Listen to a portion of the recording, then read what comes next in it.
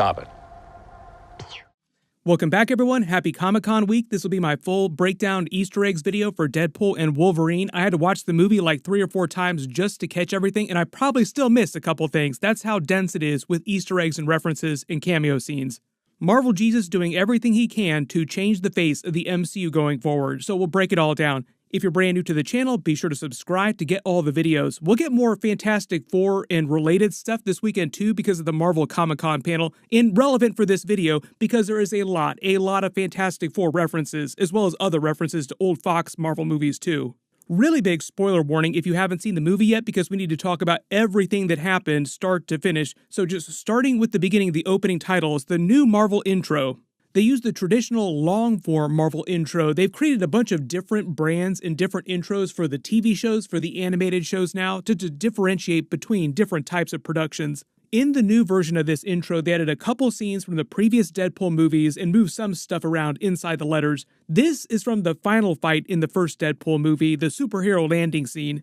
But they put a new scene from Deadpool and Wolverine in the M here. This is actually taken from the fight scene that they have in the minivan later in the movie. I think this might be one of the first times that they added a scene to the intro from later in the very same movie. Usually in the past, what they do is they'll wait till like the next movie to add scenes from the previous movie.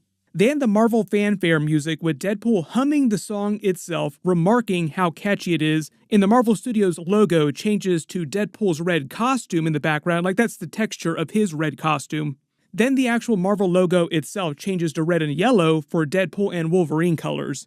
They start the movie at the end of the first act after he's already escaped the TVA and goes looking for other versions of Wolverine. The first place he goes are the woods on the main X-Men universe, his original universe where Wolverine died during the events of the Logan movie. He spends this whole intro explaining what's going on with him since the events of Deadpool 2, breaking the fourth wall a bunch, talking about events in real life. When he says it's been a while, that's because Deadpool 2 came out in 2018 right after Avengers Infinity War. He talks about the Fox-Disney buyout happening. The reason why he didn't think he'd ever be back is because he thought that Marvel would recast the Deadpool character.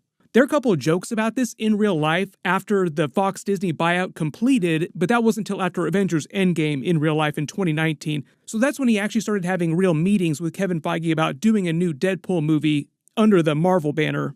He makes fun of Marvel and Kevin Feige for being stupid enough to let him have his own movie franchise. That's why they flash Kevin Feige's name as producer while he's saying that. This is the first of countless Disney jokes throughout the movie. Then he explains that he and Hugh Jackman lied when they released that promo earlier this year, teasing the movie, saying that they would not touch the events of the Logan movie. Like, we're not going to mess with Logan at all, don't worry. Saying that they are definitely going to mess with it as he digs up Logan's dead body. The I Like Me mug he stole from the desk of the TVA agent that was staring at his butt when he fell into the portal later in the movie. Apparently he just yoinked this mug when he was doing that. But the phrase, I like me, is one of many John Candy references in the movie. He's meant to be Ryan Reynolds' all-time favorite comedian, so he references John Candy in a lot of his movies, not just the Deadpool movies, but all of his movies. The actual phrase on the mug, I like me, comes from his famous speech during Planes, Trains, and Automobiles. I like me. My wife likes me. My customers like me. Because I'm the real article. When he says he's digging up his corpse in downtown North Dakota, that's the place where this was in the Logan movie, where his body was buried in the Logan movie. He calls him the one and only Wolverine. That's a bit of a joke in real life because Kevin Feige said he had no plans to recast the Wolverine character, even though we do get Henry Cavill playing a Wolverine variant later in the movie, the Cavalrine. He also makes the joke later that Disney's going to keep bringing him back to do this until he's 90, which is probably going to wind up being true at this point. You notice Wolverine's adamantium-coated skeleton is still wearing the same shirt that he had on during the Logan movie. He was just buried in the shirt, and he still got that tree branch sticking out of his torso that actually killed him.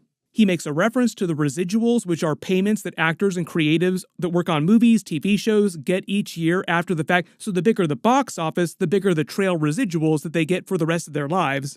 He mentions the big bags of Marvel cash that it takes to resurrect him and Ryan Reynolds himself, because Disney and Marvel probably did pay them big bags of cash, and they found a way to explain how he could still be alive in this movie by being a variant.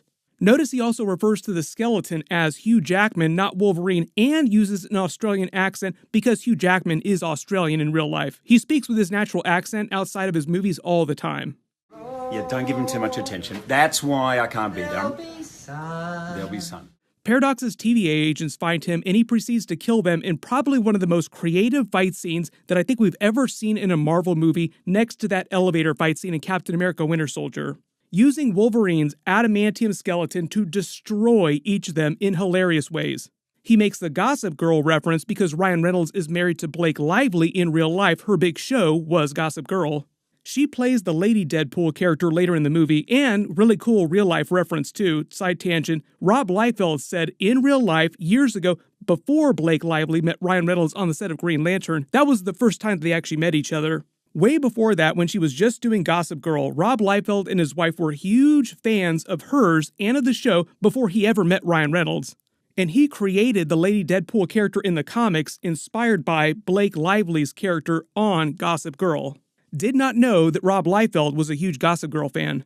Back in 2022, before they completely decided on what the story of Deadpool and Wolverine would be, he posted to his Instagram saying that if they ever did Lady Deadpool in live action, Blake Lively should play her.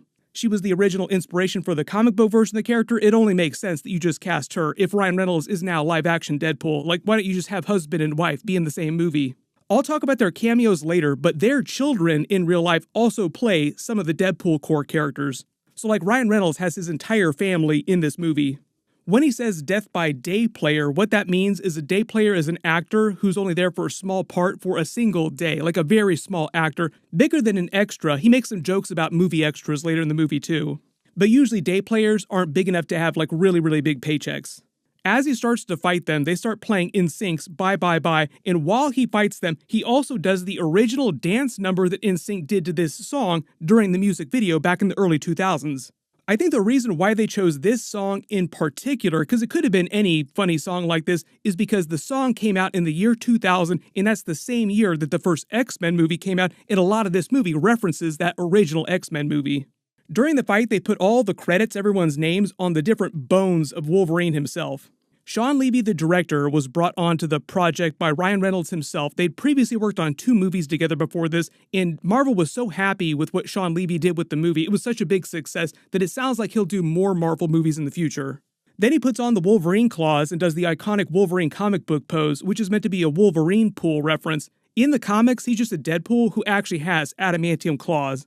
Then he does a quick recap of everything that happened right after the Deadpool 2 post-credit scenes, with him killing versions of himself from Wolverine Origins, Ryan Reynolds before he made Green Lantern, baby Hitler. So apparently he's able to take Cable's time travel device and hop to the 616 universe, still in 2018, but this is meant to be the proper MCU now. And he tries to join the Avengers on March 14th, 2018. The reason why that date is super important is because it's right before the events of Avengers Infinity War, so within a month of this, like half the people in this universe are going to get snapped. We get our first big cameo scene of the movie, and it's Jon Favreau's Happy Hogan, who's interviewing Deadpool for a spot on the Avengers. They mostly use this for comedy, like he makes fun of Happy for only being Iron Man's driver, his superpower being parallel parking. But part of the reason why they're using Happy Hogan in this cameo scene, because it could have been any MCU character at all. The reason why it's him is because Jon Favreau was also a version of Foggy Nelson in the Ben Affleck Daredevil movie, and a lot of this movie references that Daredevil film. There's actually multiple Jon Favreau cameo scenes in the movie. One of them happens during the actual end credits, but as his version of Foggy Nelson. This building is meant to be the new Avengers base in upstate New York. Around the room, you see they have a couple major artifacts and Easter eggs from previous Marvel movies, primarily the main Avengers movies. But I think what they're also referencing during this, like Deadpool is looking for purpose, but I think the Avengers rejection is meant to be a nod to Ryan Reynolds in real life trying to get himself into the next Avengers movie, like Avengers 5. Like, will you please put me in Avengers 5? And they're just clowning on the idea that Kevin Feige is telling him, no, you can't be in the next Avengers movie. Also, the fact that Ryan Reynolds revealed in real life he pitched Kevin Feige 20 versions of this movie, Deadpool and Wolverine, before Kevin Feige agreed to actually make the movie. So a whole lot of jokes about rejection in real life and in the movie universe too. I'll probably do a deleted scenes video at some point in the next week or two. I'll talk about the other versions of the movie that they were almost going to make during that video. There are many other versions. Around the room, we see the prototype for Captain America's shield from the Iron Man movies. Behind Deadpool, you can see a couple Iron Man faceplates, one from Iron Man 2. This is like the one the little kid was wearing when Iron Man saved him. The funny thing about that is that the little kid was played by Jon Favreau's real-life son, who also directed that movie. I think this other faceplate is from the Iron Man Mark III. They have the Mark V, which is the briefcase suit from Iron Man 2. This is a picture of Iron Man and Spider-Man that they took for the fake internship that Iron Man tried to lie to Aunt May about back during Captain America Civil War. This was meant to pay off that Easter egg. The photo also winds up appearing during Avengers Endgame. He makes a joke about schmasturbating, which is jerking it with Hulk hands. My assumption is that Deadpool knows about the Avengers because they might exist in the Fox X-Men universe and we just never saw them, or he saw them at some point when he was jumping across universes. But if you really think about it, he knew about the DC universe in Deadpool 2. He knew that Josh Brolin also played a version of Thanos. Zip it, Thanos. We have a deal and you forgot. So I think part of the way he knows about the Avengers is his fourth wall breaking powers just give him access to so much more knowledge that normal movie characters do not have. It's part of the reason why Deadpool is one of the most powerful characters in Marvel Comics just in general, because he can literally pause the story. As they pan around the room, behind Happy you see the Iron Man Mark II helmet. Pictures beneath it are just of the original Avengers. The Forbes magazine of Pepper Potts is from Iron Man 3. Deadpool refers to Iron Man as the man, asking if he doesn't do cameos like this anymore. There's talk about Robert Downey Jr. coming back for Secret Wars though, but I think the idea is that he just does not do smaller one-off cameos like this in general. He hasn't done them for a long time. When he talks about his experience with teams in the past, he tells them all about the events of X-Force during Deadpool 2, RIP. There's also a joke about Cable not testing well in focus groups, which is why I think that he's not in Deadpool and Wolverine. They zoom in on Iron Man's second arc reactor that they put on his funeral pyre at the end of Avengers Endgame. But remember, this scene is happening during March 2018 before Infinity War, so none of that stuff has happened, like he's still alive and well. When he says he doesn't want to spend the rest of his life as a one-trick pony, that's also a bit of a meta reference to Ryan Reynolds saying he doesn't want to just be Deadpool in the Deadpool movies, he wants to try and be in other Marvel movies. In the background, you also see a Mobius strip on the shelves. You could think of that as a reference to when Iron Man figured out time travel during Endgame, but that hasn't actually happened yet. Notice also that Happy Hogan says the Avengers will keep an eye on him. I think that's also a joke that maybe we'll let you be in the next Avengers movie, wink wink. Marvel's changed so much in real life in the last couple of years, their whole plan for Avengers 5 has completely changed, but Secret Wars I think is still going to be Avengers 6, so we don't know about Deadpool in Avengers 5, but I think for sure he will be in Avengers 6. As he leaves, trying to get burgers with Happy Hogan at Shake Shack, there's a poster of the Stark Expo from 1954 behind him. Then there's a time jump to 6 years later in the main X-Men universe, his original universe he's gone back to, making it 2024 during the events of the movie. And he's since become a used car salesman, just working with Peter to pay the bills, having retired from being a superhero, crushed by the Avengers' rejection. Zoom and enhance inside his locker, there's a Canadian mounted book, which is a book that John Candy's character was reading during Planes, Trains, and Automobiles. Deadpool has his own copy of this book since Deadpool 2. We see him reading it during that movie. He staples the toupee to his head because remember, he has really bad cancer, so he can't grow hair. While he tries to sell the family on the minivan, he makes a ton of jokes about butt stuff. There's a lot of that in this movie, like the pegging jokes, for instance. That's just like a small part of it. This is also meant to be the same family that they crashed through the portal to see later in the film. When he says he wants to have kids someday, they don't really get into it during this movie, but at some point after the events of Deadpool 2, Vanessa was supposed to have a miscarriage, so I guess that she had been pregnant at some point. Remember, at the end of the movie, he also says that they're going to name their baby Cher. I think that's meant to be the baby who died. Peter then reveals that he's keeping his old Deadpool suit in his locker and makes a joke about not wearing it himself, wink wink, foreshadowing Peter Pool at the end of the movie when he comes to save Deadpool and Wolverine wearing the suit. There's a couple more John Candy references. Notice that he's wearing that red Hawaiian shirt. It's similar to the one that John Candy was wearing during Brewster's Millions. The bike helmet here and the bike are also the same ones that Peter Pool rolls up with later in the film. We find out that it's Deadpool's birthday. The people taking pictures of him from afar are Paradox's rogue TVA hunters who said that they've been watching him for a while. When Peter says, "We are Deadpool," that's meant to be a joke that they pay off with a Deadpool core at the end of the film. You could also think of it as a "We are the Flash" joke too. We find out that Peter is the person that he says got his nipples and dong pierced, like he says a friend, but it's really just Peter that got himself pierced. The apartment that he's currently living in with Blind Al is number 17. Deadpool number 17 was an issue where he briefly joined the X-Men. This movie is full of X-Men crossover. The majority of the main characters from previous Deadpool movies are back. Later we find out that he went back in time using Cable's time travel device to also save Shatterstar and Vanessa. He literally says 6 years ago you'd all be dead. That's just a joke about the end of Deadpool 2. When we see him holding the green cup here, you could think of that as a sly Green Lantern reference. He tends to make Green Lantern jokes in almost every single movie that he makes. There are a couple more fourth wall breaks when Blind Al asked him to do some coke. Disney jokes, Kevin Feige jokes, saying that he said that they could do anything in this movie but that. The funny thing is that in real life, Kevin Feige actually responded to this question, saying that he didn't tell them they couldn't use that stuff in this movie, he just didn't think that it was that funny. I think the idea is that he was heavily implying that Ryan Reynolds should not try to use that stuff in this movie. This kind of fourth wall break is also Deadpool acknowledging that he knows that he is a fictional character in a movie, like they're making the Deadpool movie while he's speaking to Blind Al right now. He's actually known that he's been a fictional character in a movie like this for a long time. Blind Al references Forrest Gump, White Girl Interrupted in the Frozen movie. When she says she prays that fire claims him and finishes the job, that's a reference to his origin story from the first Deadpool movie when he almost burned alive but his regenerative powers had kicked in. We find out that both Deadpool and Colossus are superfans of the Great British Bake Off show. When he tells this person no speaking lines, that's a joke about the actor not having a big enough part in the film to actually get speaking lines. Later, he also gets pissed off at him for trying to improv new lines that weren't in the original movie script. When Vanessa says that she's been dating someone new called Dermot, I think that's meant to be a Dermot Mulroney joke. He also played the former US president during Secret Invasion, so a bit of a Marvel joke too.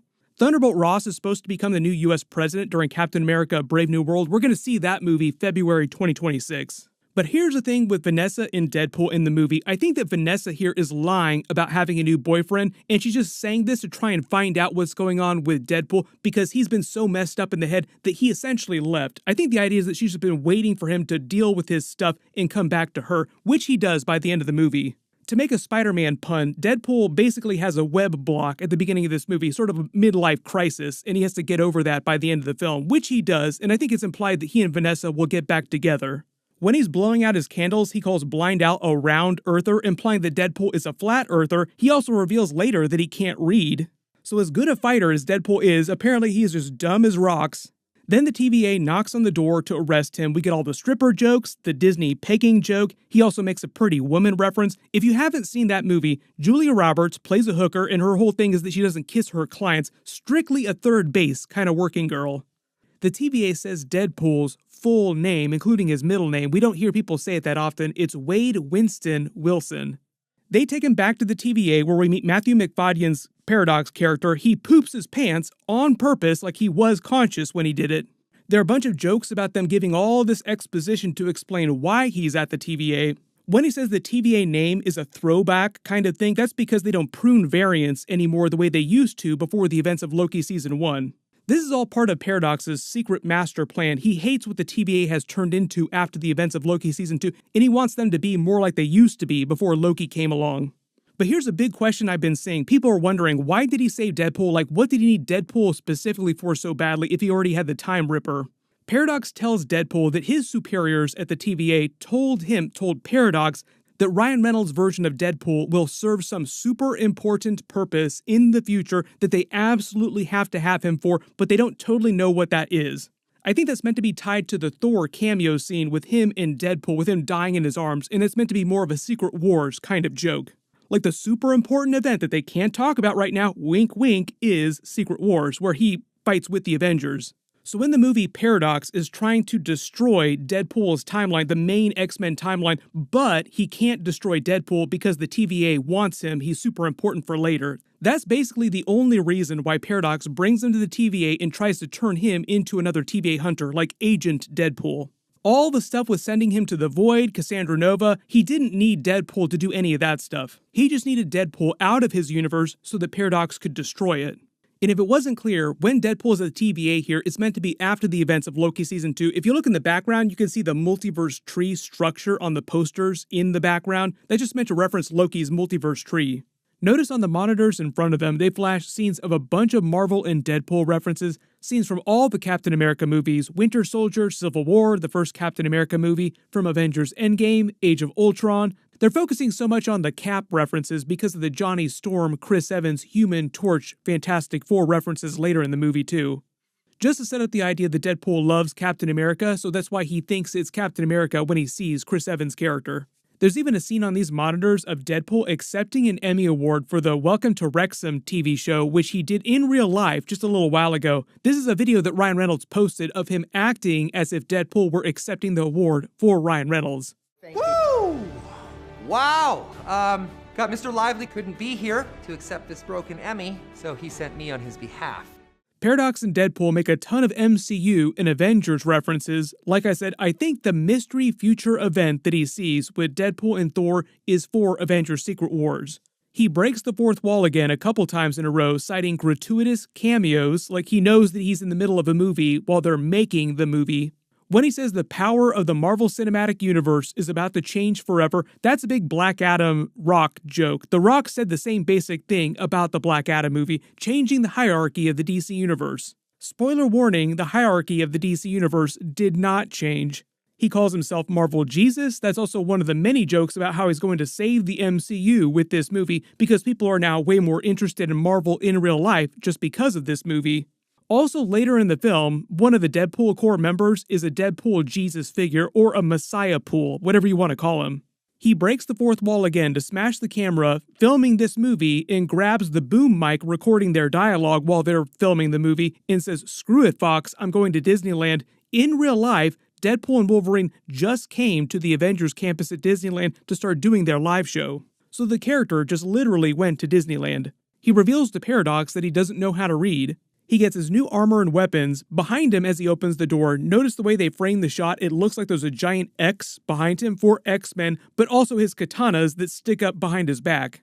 There's a new suit. The katanas are still named Bea and Arthur for the Golden Girls because Deadpool is a huge Golden Girls stan. He gets new guns. The katanas are also made of adamantium too, which is why Wolverine doesn't destroy them during their first fight against each other. His guns also say "Smile for the Flash" on the barrels because guns flash when fired. The tailor's white gloves grabbing his junk and butt constantly is also a Disney Mickey Mouse joke too, because Disney owns Deadpool technically. He's basically saying that Disney is a predator. When he gets off on floor number 943, that might be a reference to Deadpool number 43 in the comics, where he was trying to get home from space, because in this movie, that's basically what he's trying to do, just get home. Calls the TVA TemPads Amazon Fire Phones. The joke there is that the phone was deemed as a failed product. Paradox explains the concept of anchor beings. That's new to this movie. They didn't have those during Loki. There are a couple concepts that they introduced brand new in this film. Basically, the idea is that someone so fundamental to the existence of a universe, a timeline, that if they die, the entire universe will die with them. And in this universe, it was the original Wolverine from the events of the Logan movie. And because so much of the movie is clowning on cinematic universes in general, not just the MCU, part of the joke with Wolverine being the anchor being of the X-Men universe is that for a long time in real life, he was thought to have carried the franchise, like he was critical to the popularity of the X-Men movies, so a lot of the X-Men movies started to revolve more and more around his character. Now that he supposedly died in that universe, there's no more interest, quote-unquote, in the X-Men movies, so the universe is starting to die.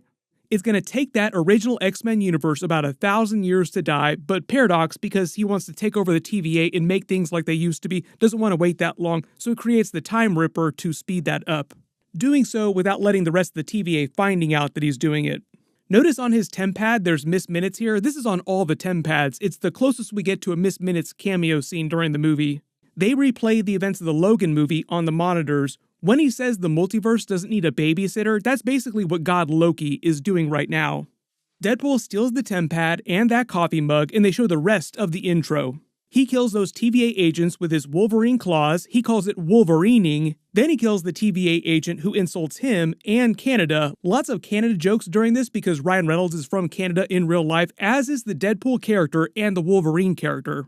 They start the montage of Wolverine variants in other universes. There are some deep cuts here from the comics. They start with a comic-accurate, short Wolverine. This is how tall he's meant to be in the comics. It's a joke about how all the fans in real life have always complained that Hugh Jackman is way too tall for Wolverine. In the comics, he's only about 5'3". During the X-Men 97 episodes, they depict him as being more comic book accurate, like he's way shorter than the other X-Men.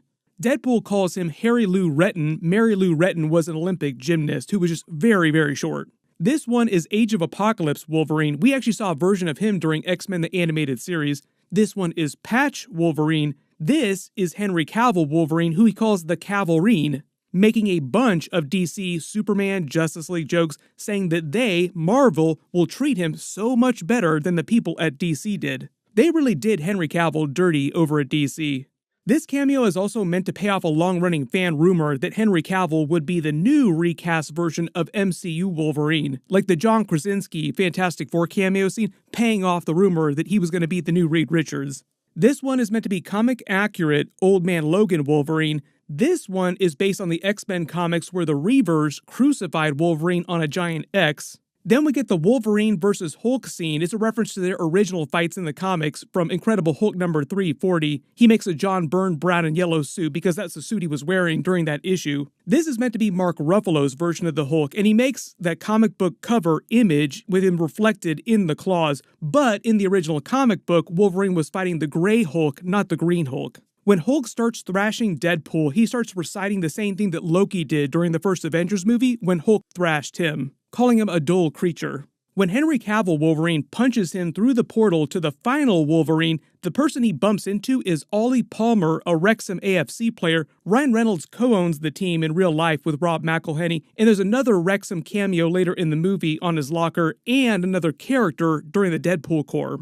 The one on his locker is a Notts County sticker. They're one of Wrexham's big rival teams. Later in the movie, there's a Welsh Pool member of the Dead Corps with a Welsh flag on his chest. It's played by Paul Mullen, another Wrexham AFC player.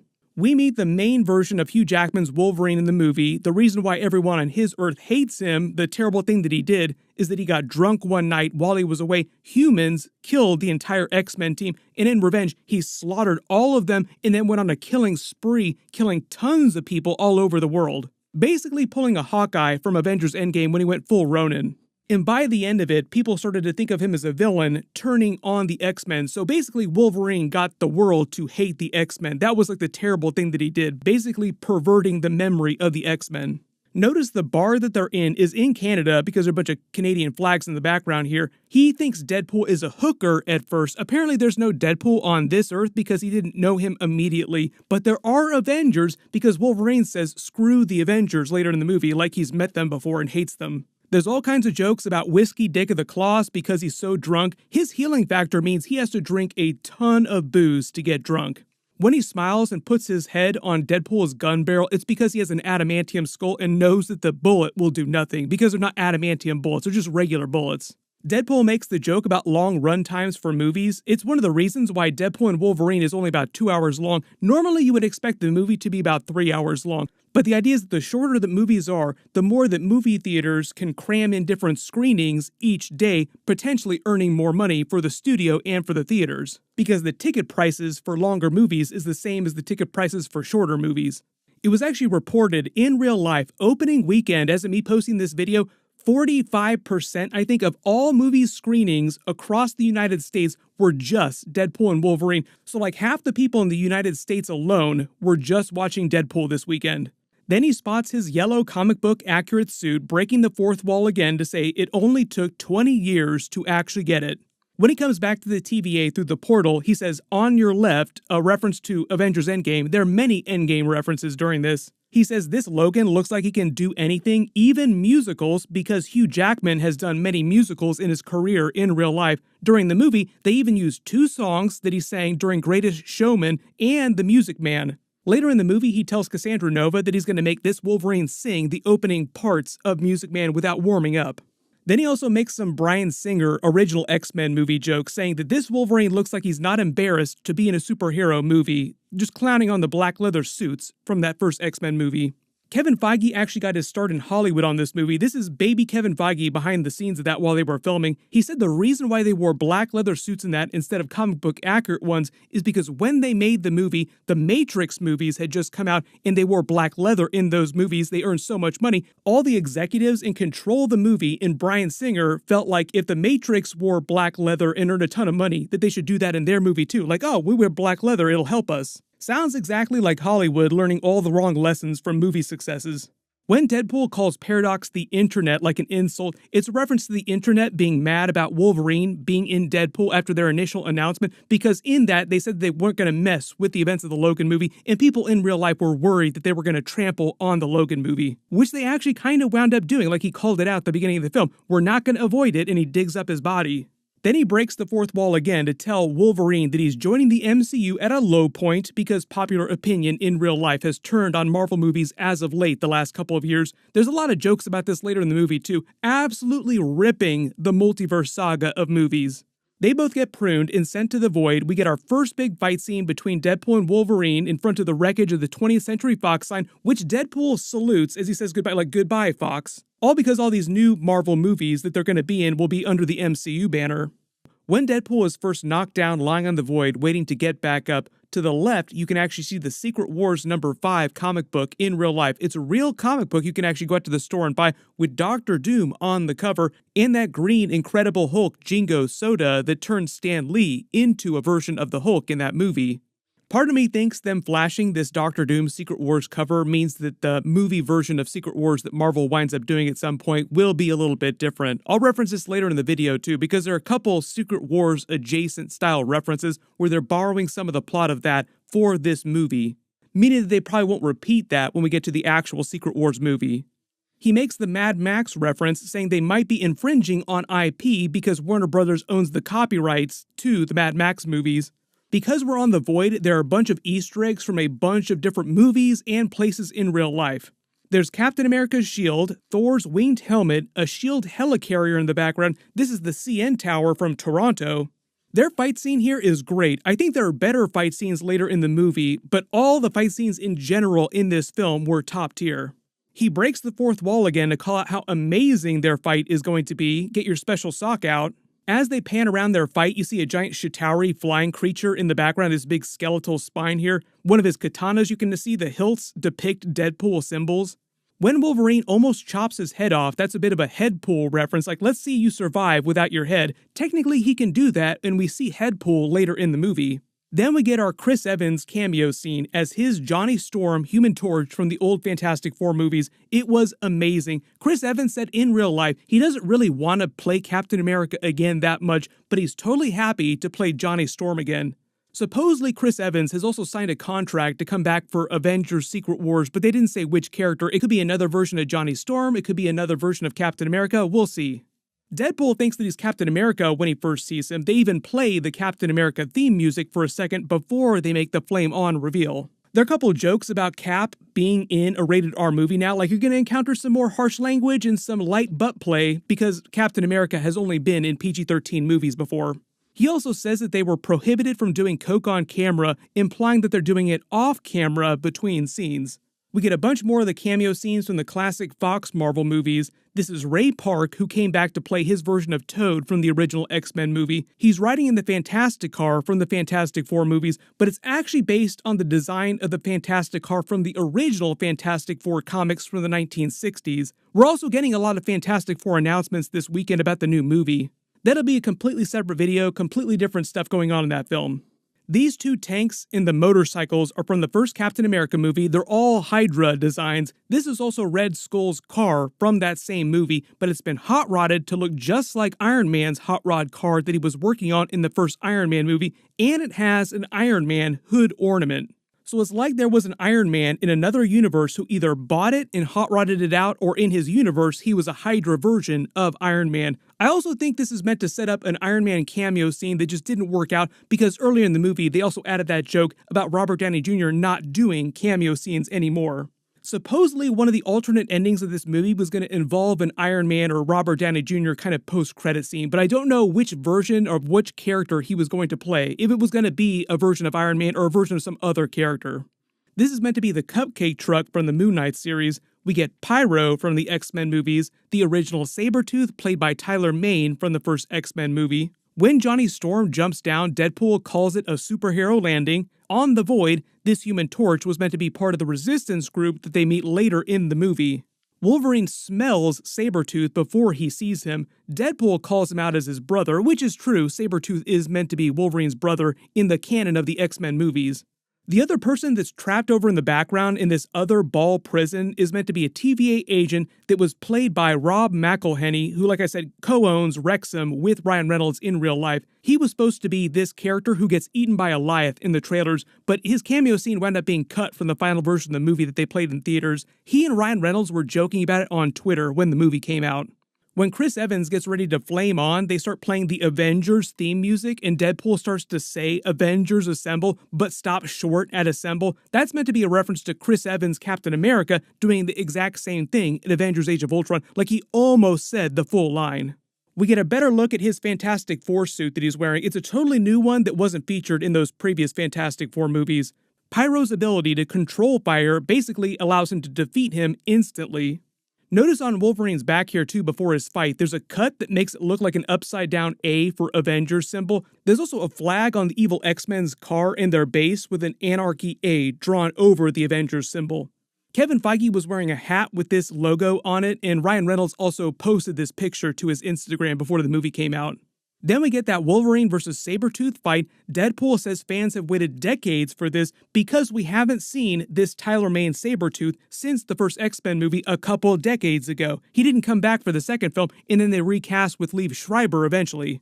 All these fighting tips that he gives to Wolverine are meant to be references to MMA fighting techniques.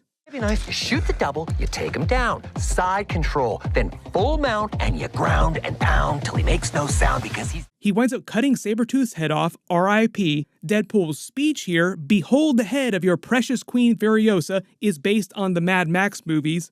They got knocked out by a giant leg from a Sentinel in the X-Men movies. Their convoy passes by the pyramids, these weird bird creatures, both of which we saw during the Loki series, the birds and the pyramids. The pyramids are also meant to be a sly reference to X-Men Apocalypse in the Rama Tut version of Kang. As Deadpool wakes up, he says God of Thunder under his breath like he was dreaming of Thor. He makes a lot of Thor references during this movie. There are a bunch of jokes about Deadpool being impressed at how much of a motor mouth Johnny Storm is, like how much of a wisecracker he is. He winds up foreshadowing his own death, basically saying that he wants to die in the exact way that Cassandra Nova winds up killing him, ripping his skin off, which winds up setting up the post-credit scene as well too. During his conversation, he also mentions his version of Reed Richards. Deadpool literally calls out Loki Season 1 Episode 5 when they mention Goliath, as if Deadpool has watched the episodes of Loki. They pass by a bunch of other Easter eggs in the background. This is the Brooklyn Bridge. We see Cassandra Nova's base is made from a dead Ant-Man body in giant man form. His suit is the newer version of the suit, meaning that he would have had to have been pruned and dyed at some point after the events of Ant-Man the Wasp. Maybe this was a version of Ant-Man that tried to pull a Thanos. All of her minions are made up of evil variants from the X-Men movies, the non-MCU Marvel movies mostly, but they do have weapons, armor, and artifacts from all the different Marvel movies, including MCU movies.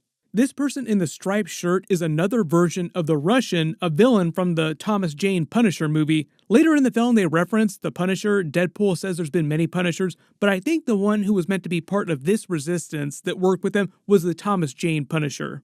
There's Azazel from X-Men First Class. He's played by a new actor. This is Juggernaut from X-Men The Last Stand, but played also by another actor. In Frontier, next to Azazel is Lady Deathstrike, and Callisto, also played by new actresses. And this woman over here is meant to be Psylocke from First Class, also played by a totally different actress. Deadpool's joke about Paul Rudd aging is from real life. People said for a long time that it seemed like Paul Rudd was aging in reverse as he got older.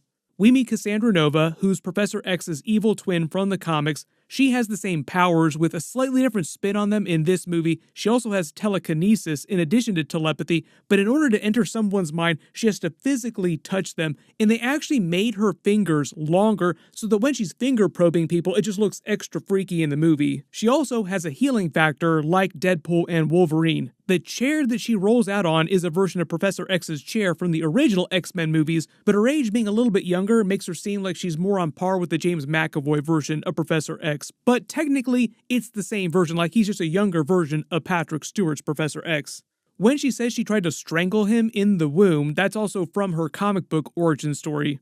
She says she was pruned at a very young age and has a standing deal with the TVA that she can do whatever she wants on the Void as long as she stays on the Void, which stands until Paradox reneges on their deal and tries to have her killed by Pyro. Deadpool then gets Chris Evans' Johnny Storm killed, R.I.P. He says he wasn't his favorite Chris. The Chris's are Chris Evans, Chris Hemsworth, Chris Pratt, and Chris Pine. Deadpool claims that he was destroying the budget of their movie, so it's a good thing that he died because he's an expensive actor. Cassandra Nova implies that she also has a deal with Alioth, who comes to consume people and things. She calls them rent. You could think of that as a Spider-Man rent reference. The rent is due. Deadpool and Wolverine escape on the leg of another Sentinel. This giant structure that they pass over seems like part of the Red Room from the Black Widow movie. Deadpool jokes he's going to tell Blake that Wolverine was trying to get in his pants. That's Blake Lively, Ryan Reynolds' real-life wife.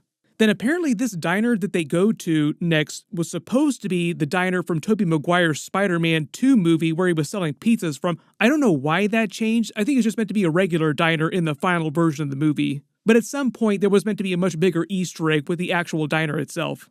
Deadpool breaks the fourth wall again, asking if they should wait for a third act flashback to get Wolverine's backstory. He lets him know how much he hates the Avengers, probably because he had to fight them on his world after he started killing a ton of people. They actually got into that during X-Men 97, where the Avengers are not mutants, so they work for the government, so they wind up fighting the mutants because the government starts going after the mutants. Deadpool also saying that he didn't make the cut for the X-Men as well is a callback to Deadpool 2 when he tried and failed to join the team. They set up the X-23 cameo scene with Deadpool explaining how the original Wolverine died protecting her. We meet Dogpool, who is from the Deadpool Corps in the comics. His backstory is just meant to be a parody of the original version of Deadpool. He also has a healing factor just like Deadpool. Within the movie, her other name is Mary Poppins, but in real life, the dog who plays Dogpool won UK's Ugliest Dog competition. She's owned by Nicepool, who's also played by Ryan Reynolds, but the credits actually list him as Gordon, who's Ryan Reynolds' fake twin that he invented for a joke a long time ago. So during the movie, when he gets this Nicepool killed and uses him as a human shield, killing his annoying twin that he invented a long time ago. All because he wants those golden desert eagles and he wants Dogpool. When he mentions Ladypool just had a baby and lost the weight super fast, that's a reference to Blake Lively in real life having just given birth to Ryan Reynolds' newest child recently when she filmed this cameo scene. Most of Ryan Reynolds' children also cameo later in the movie. I'll point them out when we get to that part. Deadpool makes a joke about Hugh Jackman's real-life divorce, saying that he let himself go since the divorce and that's why he's wearing the costume and not going shirtless. This conquistador shipping vessel that they walk by is from the X-Men comics. They drive past a bunch of Thanos' Q ships from Avengers Infinity War and Endgame. You can let me know what you think happened to get these pruned. He makes fun of Wolverine's yellow suit, saying that he looks like he's fighting crime for the Los Angeles Rams because of the yellow and blue colors. Later, Wolverine explains the reason why he wears the suit all the time, like he was wearing it under his normal street clothes even though he wasn't busy being a superhero. It's meant to be his reminder of the X-Men that he lost. They make the joke about the educated wish, which they reference a couple times later in the movie. He makes the Spider-Man thwip sounds and motions, meaning that he's met a version of Spider-Man at some point. Let me know which version you think that it is. Then he refers to himself as the Merc with a Mouth, which is Deadpool's nickname in the comics. They have their fight inside the car, which is probably one of the best, most creative fight scenes that they've had in a Marvel movie since Captain America Winter Soldier's elevator fight scene.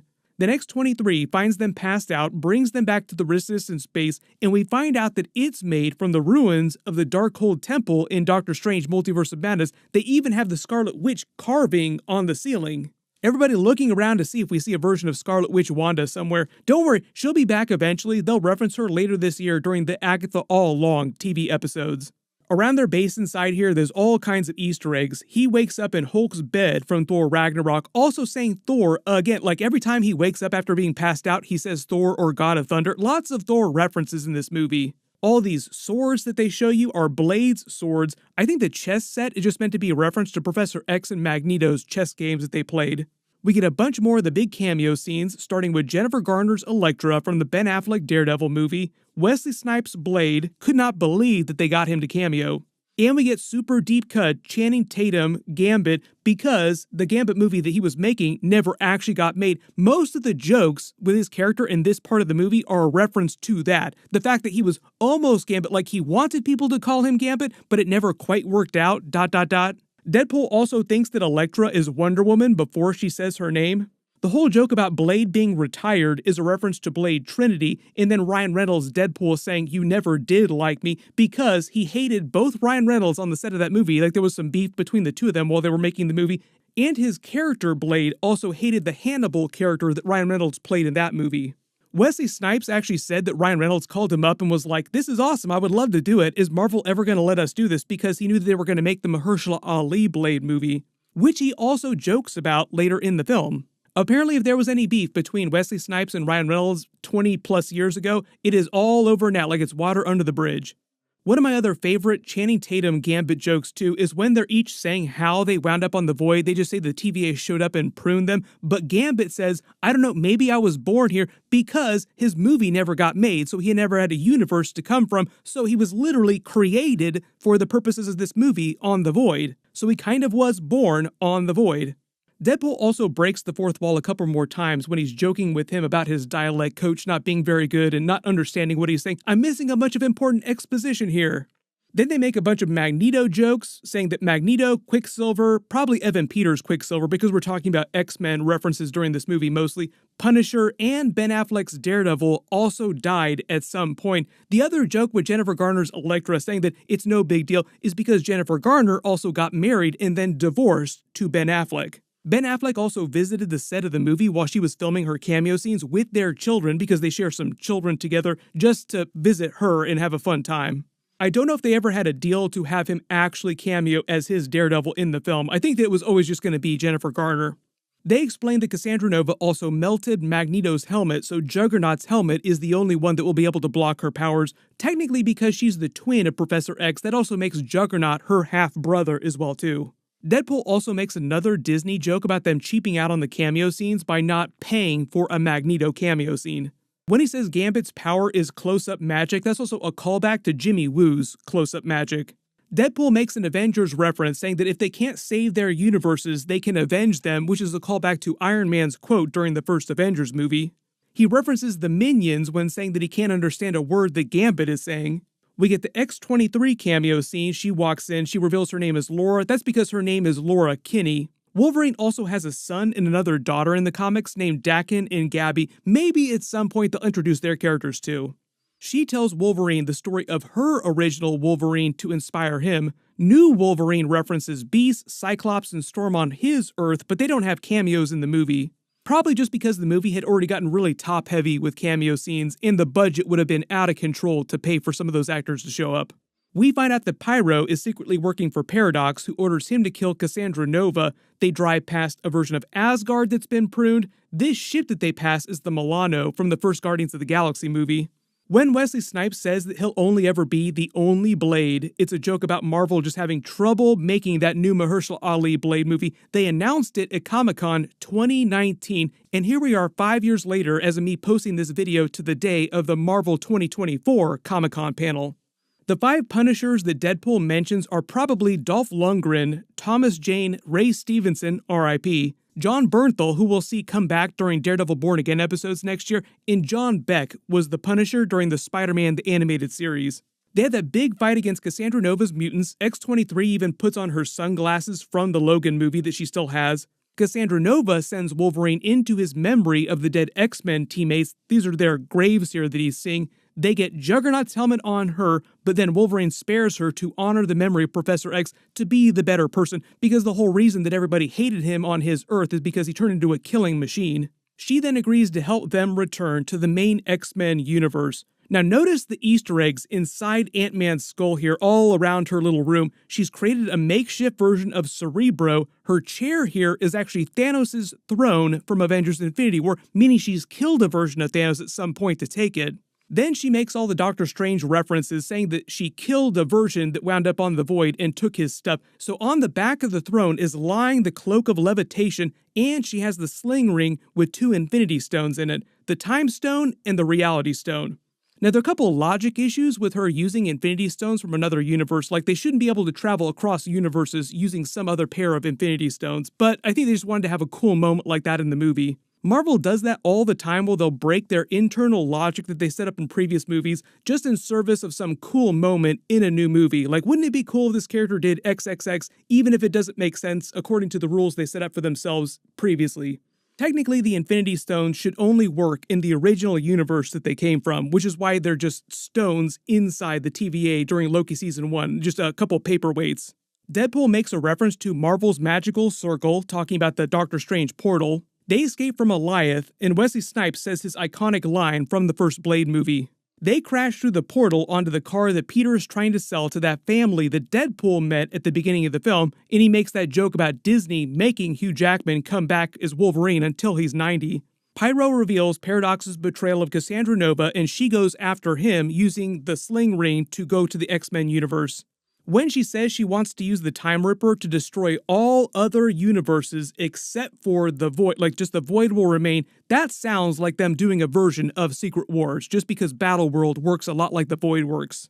Because she dies at the end of the movie, that makes me think that whatever Avengers 6 Secret Wars winds up being in the MCU, it'll be a vastly different plot from the original comic book Secret Wars, both the old 1980s version and the more modern version. We get the Hunter B-15 cameo scene from the Loki series. Seems like she's gotten an upgrade since the end of Loki Season 2. This store that Cassandra Nova knocks Deadpool and Wolverine through is the Rob Liefeld's Just for Feet joke. There's a long-running gag in the fandom in real life that Rob Liefeld has always been really bad at drawing feet. Dogpool and Nicepool show up. He makes a Van Wilder joke, which is Ryan Reynolds' first big movie success in real life back in the day. If you haven't seen it, it's a bit of a trip. Nicepool makes his own fourth wall joke about The Proposal, one of Ryan Reynolds' other biggest movies early in his career, which pisses off regular Deadpool.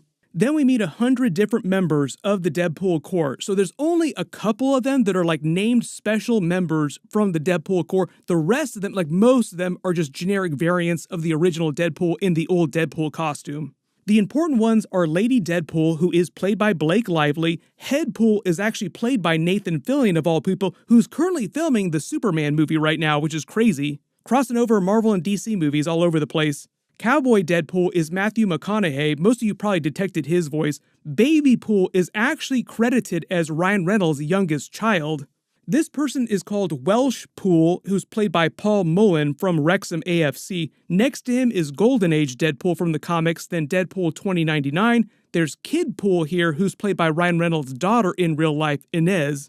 I think this Deadpool variant is Death Mask from the comics. The black suit Deadpool, I think, is the Back in Black version of the character. This is Samurai Pool. Looking over in the background, you see a Greatest Showman version of Deadpool because of Hugh Jackman's Greatest Showman movie. They also play some of the Greatest Showman soundtrack in the movie too. There's one in a crown in the background. That might be King Pool. Let me know in the comments if you think you spotted any other special ones from the comics. But like I said, most of them are just meant to be generic copies of the basic original version of Deadpool. Then he makes a bunch of jokes clowning on the MCU multiverse saga, being bad, audiences being tired of the multiverse trope. Can we move past it now? Wizard of Oz did it best, did it first. Nicepool then claims that he's loved all the Marvel movies since Endgame. Winds up getting him killed on purpose, using him as a human shield so that he can take his golden guns, and then we get the Wolverine mask, finally, in another maximum effort from Deadpool. So a lot of people early on were questioning whether or not we'd actually see Wolverine in the mask. I figured we would see it at some point, but just not most of the movie, because they're paying for Hugh Jackman to show up so that they want people to be able to see his face for most of the movie. It's part of the reason why Ryan Reynolds takes his mask off so many times in the movie, so that they can remind you that it is Ryan Reynolds under the mask for a lot of casual viewers who don't know the Deadpool character. There's a pretty solid fight scene of them against the Deadpool Corps, just mowing through them. They have a Stanley cameo scene. It's a Stanley Steamer joke, which is a reference to a real-life brand that used to run all kinds of ads on TV. The year 1922 was the year that Stan Lee was actually born.